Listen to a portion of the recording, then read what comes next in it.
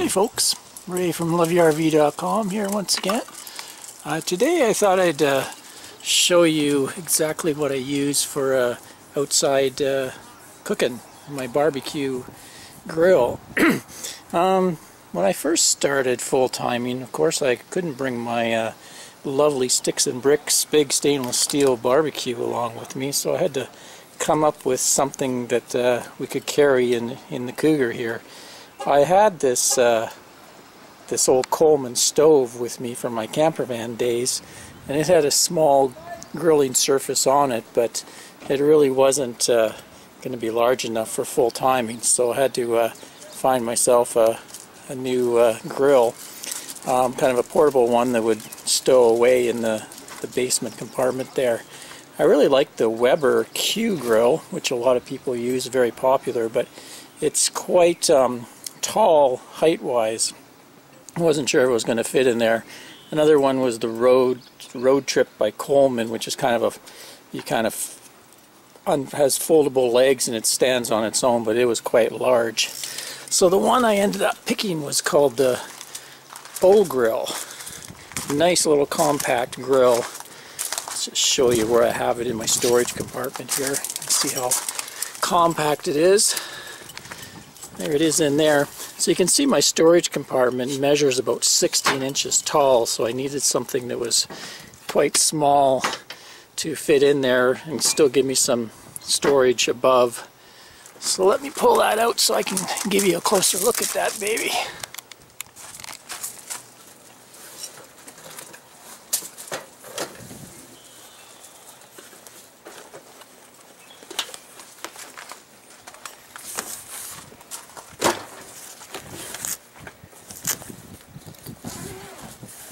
Came in a nice storage bag, so I'll do that. There we go.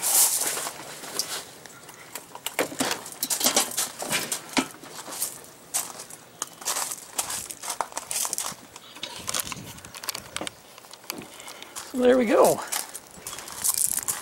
See how it folds up quite nicely. So it has these legs. This is where it really gets compact. There's a couple fold-out legs on it like that. Let me just set that up and I'll give you a closer look at it. I picked this up in a Camping World store. I think we're on the East Coast around Savannah, Georgia or something like that. And Anne liked it right away because of the kind of cool looking, funky space age shape to it. So just set it up and go through the features. So we've had this for 5 years now, so it's had a lot of use. Use it quite often, you know, love to grill outside, especially in the hot weather. It's got a nice lid on it. Really good hinges back here. There we go. So one of the selling points for me was this heavy cast iron cooking surface. I had a cast iron on my previous barbecue and I loved it. Once it heats up, it's a very even heat. It does a great sear on meat too. Let's pull that out of there so you can see the guts of it. There we go. It's a nice little ring here, and that's 5 years and I haven't had any signs of corrosion or anything, any rust. Inside, this is kind of a non-stick coating. And it's just starting to wear off down below here. As far as the way it lights, it's got your standard sparkler on there, right underneath there. That's one thing, like most of these automated sparklers, if it gets a little gummed up, it stops sparking, so a lot of times I'll just use a barbecue lighter to get it going. Underneath, it's got a little drip tray here, removable. Catch anythings, so it makes it super easy to clean. You know, this unscrews. These two screws is all it takes to pop this out. I can wash that in the dish sink, and with the coating, it's really easy. Just everything kind of comes down to the drip tray. If I'm cooking messy stuff, I'll usually pop this off and I'll wrap everything in foil underneath here so that makes it a little easier to clean up. So let's put this back. That's really easy to clean too, just take it out. I usually just, I'll scrub it off, heat it up, scrub it off, and then I'll use some simple green on and let it soak in really good and just hose it off. Comes back good as ever. Got lots of good seasoning on that now. Okay, as far as operation, that's on the side here. It's got a nice little knob. You got off, that's high, and then you got low, so you kind of have like a nice analog control of your flame height. And it does a pretty good job. It'll heat everything up inside there up to, gets that grill up over 500 degrees. And of course you can adjust the lid height if you want. Usually I'll put something under there if I want to adjust the height of the lid. But the big thing I did with it was modify it.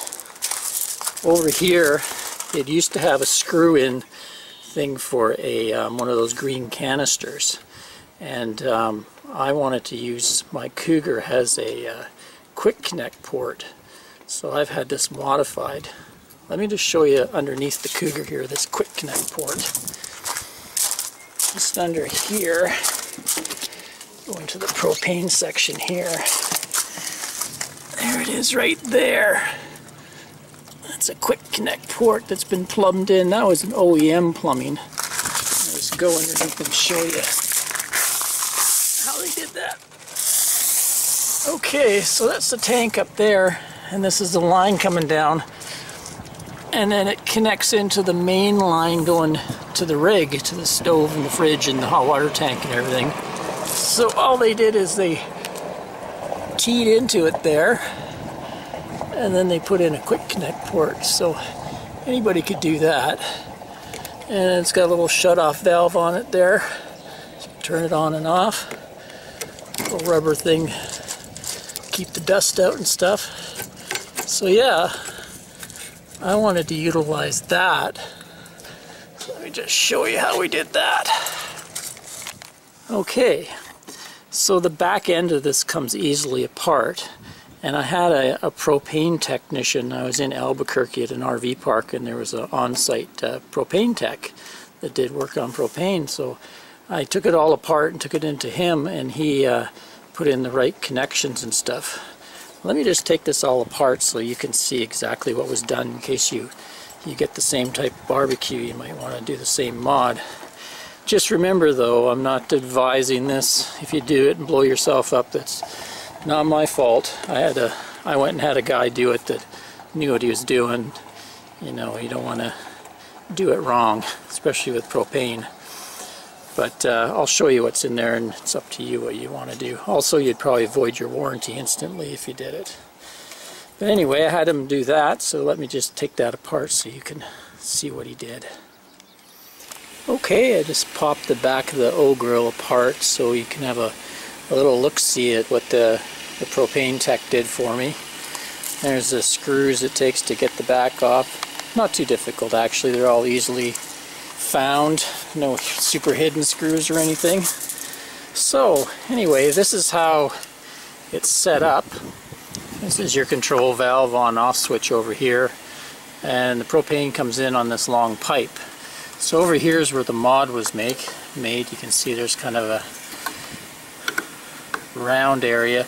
That's where the old regulator was. So he took out the regulator and used a combination of propane fittings so that he could get it to bend and come out exactly in the right spot. So it would come out like that. So with the regulator gone, then I just need some low pressure propane into that line. So that's pretty cool. Doesn't look like it was too bad. A couple different types of fittings here just to get the right length so that it would match up with the hole on the output here. And then of course a little extra extension so they would stick out of the hole.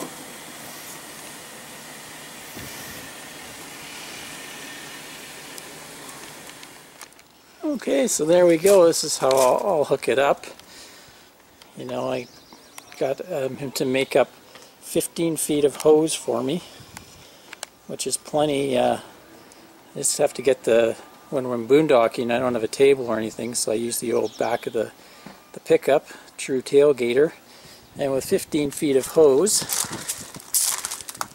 and then each of them has a quick connect on them.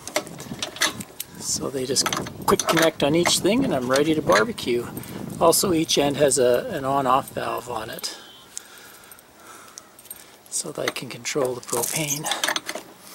But yeah, that makes it really easy to set up.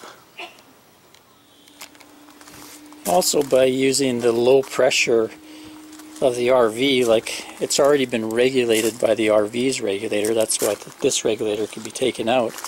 But the pressure is only about a half PSI, so you know, a lot of people they'll hook up to the regulator with just a separate canister, but then you have a high pressure hose that could fail. So it's a little more safer this way. And then I don't have to carry around a spare cylinder. I can just use the 30 pounders. I got dual 30 pounders, so I always have lots of propane. And it's a lot cheaper versus those little green cylinders. You know, the price of propane, you're only paying about maybe $1.99 a gallon when we're in the US, so that lasts forever. Let's give you a little demonstration of the cooking area size. There we go. So we got about 18 inches across there. So that's plenty for Ann and I. It's just usually the two of us, so you know, I can put some fish or steaks or some pork chops or whatever on there and still have room around the edges to heat up some buns or do some veggies or whatever. So yeah, it's been an awesome little grill. The O-Grill. So I picked it up at Camping World. It's also available on Amazon. If you check out the blog post, I'll have some links there where you can pick that up. And hopefully tonight I'm going to grab myself a couple big steaks, put them on the barbecue. Enjoy yourselves. Oh yeah, because I've replumbed that, now I can't use the green cylinders anymore, so I kept this little unit, carry it along with us too, and it's got a burner there if I want to, you know, boil up some crab or something like that outside, or anything I don't want to cook up on the inside. And also has a little grill, so if we go on like a day trip in the truck, I can always throw that in with one of those little green things if we're going to do a picnic lunch or anything like that. So that's okay.